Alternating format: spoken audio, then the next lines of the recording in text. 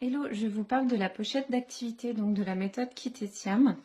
Une pochette plutôt pratique puisqu'elle contient des petits livrets au format A5, un tout petit peu plus grand que le format A5. Et vous avez pour le quotidien un livret de code. Donc il y en a 10 en tout dans la pochette. Là, c'est l'exemple d'un livret.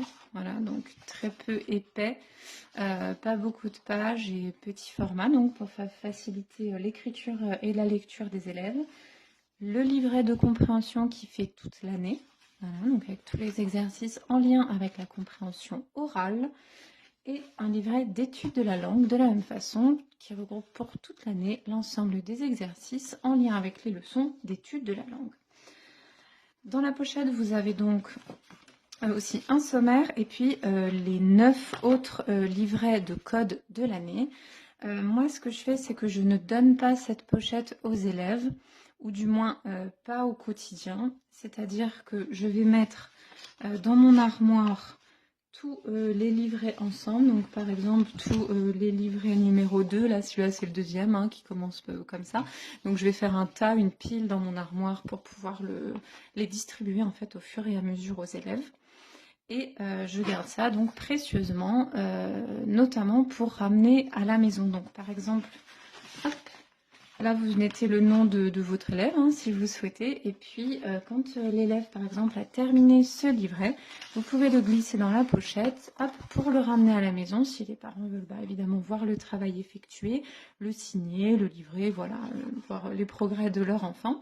Et puis ensuite, je le garde dans mon armoire et comme ça, petit à petit, je range les livrets de l'élève au fur et à mesure.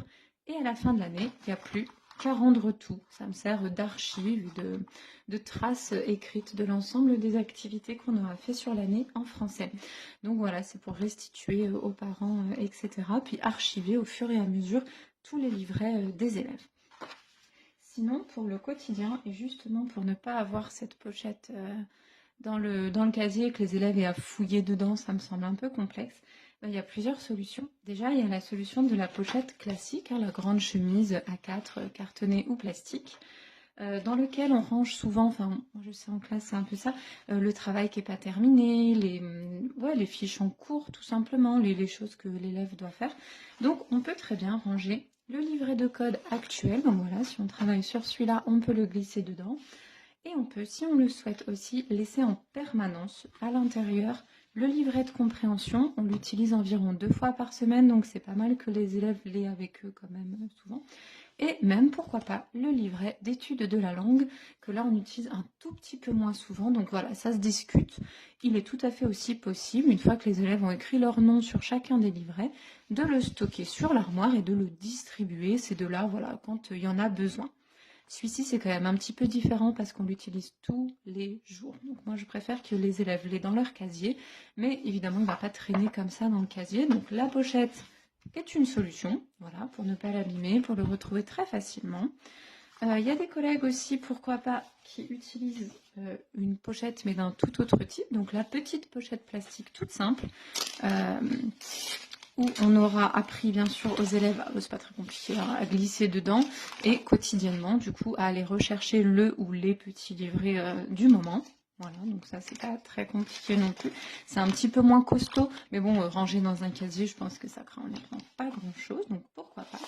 Et puis la dernière solution, mais ça c'est parce que je vous l'ai déjà dit je crois, mais j'en ai dans ma classe, j'en ai toujours eu, c'est les pochettes plastiques qui ne sont pas au format 5, qui sont un tout petit peu plus grandes. Là c'est de la marque Oxford, pardon.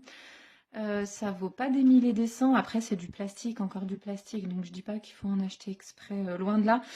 Moi, c'est parce qu'une fois encore, j'en ai et j'en ai toujours eu dans ma classe. Donc, elles existent, donc autant les utiliser.